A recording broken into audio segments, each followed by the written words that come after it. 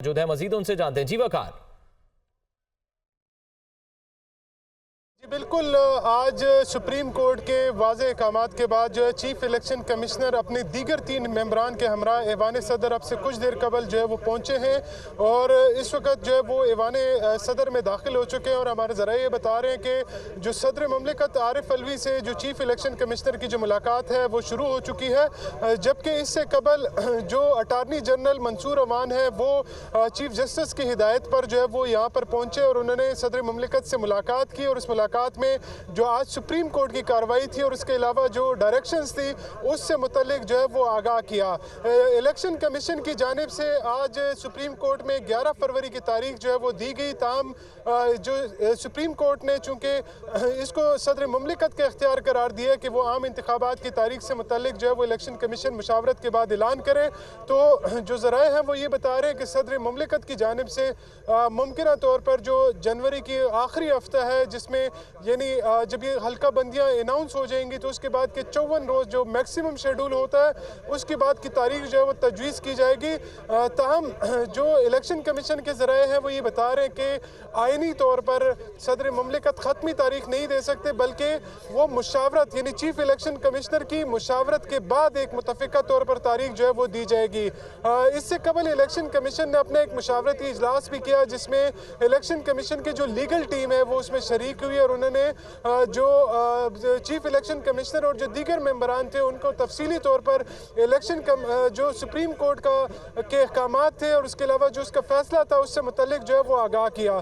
और इसके बाद ये फैसला किया गया, पहले खबरें आती रही कि शायद सेक्रेटरी इलेक्शन कमीशन जो है वो मिलेंगे, ताहम जो लीगल टीम है उनकी जानिब से ये तौर पे वाज़े तौर पर कहा गया कि चूँकि सुप्रीम कोर्ट के वाज़े अहकामात है तो उसके बाद चीफ इलेक्शन कमिश्नर को खुद इस मुशावरती अमल में जो है वो शामिल होना पड़ेगा। थोड़ा सा बैकग्राउंड आपको बताता चलूँ कि जब पंजाब और खैबर पख्तूनख्वा की असम्बली तहलील की गई उस वक्त सदर ममलिकत की जानिब से इलेक्शन कमीशन को आम इंतखाबात 2 सूबों में आम इंतखाबात की तारीख के हवाले से एक ख़त लिखा गया और मुशावरत के लिए बुलाया गया। ताहम जो उस वक्त इलेक्शन कमीशन ने मौक़िफ़ इख्तियार किया था कि चूँकि ये 2 सूबाई मामला है तो इसमें इंतखाबात की तारीख देने का इख्तियार जो है वो गवर्नर्स के पास है। जिसके बाद जब कौमी असम्बली तहलील की गई तो उसके बाद सदर ममलिकत की जानिब से फिलफौर एक और ख़त जो है वो अरसाल किया गया और उसमें इलेक्शन कमीशन को दोबारा मुशावरत के लिए तलब किया गया। लेकिन इलेक्शन कमीशन की जानिब से गुज़श्ता हुकूमत की जानिब से जो इलेक्शन एक्ट की 57-58 में जो तब्दीली की गई थी उसका हवाले देते हुए कहा गया कि हम कानूनी तौर पर और आइनी तौर पर अब इस बात के पाबंद नहीं है कि सदर ममलिकत से जाकर आम इंतखाबात की तारीख का जो है वो उससे मुतल्लिक मुशावरत करे। ये इलेक्शन कमीशन का अपना इख्तियार है और इलेक्शन कमीशन इस मामले में अपना जो इख्तियार है वो इस्तेमाल करेगा। ताहम इसके बाद ये मामला जो है वो अदालतों में ज़ेर इल्तिवा रहा। आज उसकी एक बड़ी समाअत हुई जो चीफ जस्टिस ऑफ पाकिस्तान है उनकी अदालत में, जिसके बाद एक दफ़ा फिर ये हक तस्लीम किया गया कि सदर ममलिकत ही जो है वो आम इंतखाबात की तारीख का ऐलान और मुशावरती अमल का जो है वो हिस्सा होंगे। जिसके बाद इलेक्शन कमीशन को ये हिदायत दी गई। ताहम इलेक्शन कमीशन 5 मेंबरान पर मुकीत होता है जिसमें चीफ इलेक्शन कमिश्नर और 4 सूबाई मेंबरान होते हैं। जो हमारे ज़राए हैं वो ये बता रहे हैं कि जो सीनियर मोस्ट मेंबर है निसार दुरानी जो मेंबर सिंध भी हैं वो इस मुशावरती अमल का हिस्सा नहीं है, जबकि बाकी जो 3 मेंबरान हैं जिसमें शाह मोहम्मद जतई है, इकरामुल्लाह खान है और इसके अलावा जो बरवाना है वो इस मुशावरती अमल में शरीक हुए। और इस वक्त सदर ममलिकत की और चीफ इलेक्शन कमिश्नर के माबैन ये मुशावरती जो इजलास है जो मुलाकात है ये जारी है, जिसके बाद दोनों बामी मुशावरत के बाद एक तारीख जो है वो तजवीज़ करेंगे और इसमें जो अटारनी जनरल है वो भी इस मुलाकात में शरीक है। कल ये इससे मुतल्लिक बाकायदा तौर पर एक रिपोर्ट जो है वो इलेक्शन कमीशन सुप्रीम कोर्ट में जो है वो जमा कराएगा। जी उधर आ जाए रहिएगा। चीफ इलेक्शन कमीशन की सरबराही में वफ्द सदर ममलिकत आरिफ अलवी से मुलाकात के लिए पहुंचा हुआ है। सदर और इलेक्शन कमीशन हुकाम की मुलाकात आम इंतखाबात की तारीख पर मुशावरत की जाएगी और अब कुछ ही घड़ियां बाकी रह गई हैं। इलेक्शन की तारीख का एटलीस्ट टेंटेटिव डेट सामने आ जाएगी। ब्यूरो चीफ अदील वड़ाइज भी हमारे साथ मौजूद हैं। अदील वड़ाइज, यकीनन सबकी नज़रें इस वक्त इसी बात पर ही अटकी हुई हैं स्क्रीन की तरफ कि पता चले कि कौन सी डेट फाइनल हुई है। यकीनन हतमी और ऑफिशियल ऐलान तो कल ही किया जाएगा। देखिए, कल हतमी ऐलान तो किया जाएगा, यकीनन एक बड़ी ख़बर होगी, लेकिन उस ख़बर के साथ मज़ीद कुछ होना है। वो ये होना है कि एक प्रिंसिपल तय होना है। वो प्रिंसिपल ये तय होना है कि 90 दिन से इंतखाबात, क्या ये दरवाज़ा बंद किया जाना है या ये हमेशा के लिए खुला रहना है। तो इसमें इसको कानूनी तौसीक करनी है, वो अदालत ने करनी है।